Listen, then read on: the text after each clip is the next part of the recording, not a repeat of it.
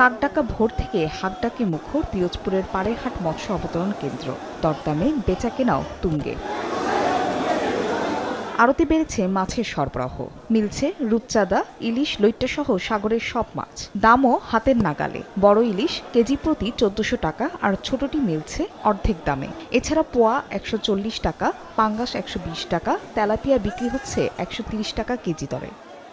ট্যাংরা মাছ, ডেলা মাছ, এরপরে ভাই বড় বড় পাঙ্গাস। আজকে ১৫টা ১৬টা ট্রলার আইছে। আজকে আগের চেয়ে দাম একটু কম, আর মাছ কিনেও শান্তি, আর সব জায়গায় একটু কম দাম যায়। মাছ কিনছি খুব কম দামি, আর কি বিক্রি করি গ্রামে। ইলিশ মাছ, রূপচাঁদা, এবারে মরমা মাছ আর ঢেলা মাছ মোটামুটি দাম আর কি ১৫০ বা ১৭০ টাকা এরকমের মাছ বুঝি আর কি। ঢেলা মাছ এখন ৩০০-৪০০ টাকা কেজি চলে, আগে ৫০০ টাকা ছিল। এই ট্যাংরা মাছ আগে ৩০০ টাকা ছিল, এখন ১৫০ টাকা চলে। তুলনামূলক কম, সব মাছের দামই কম চলতেছে।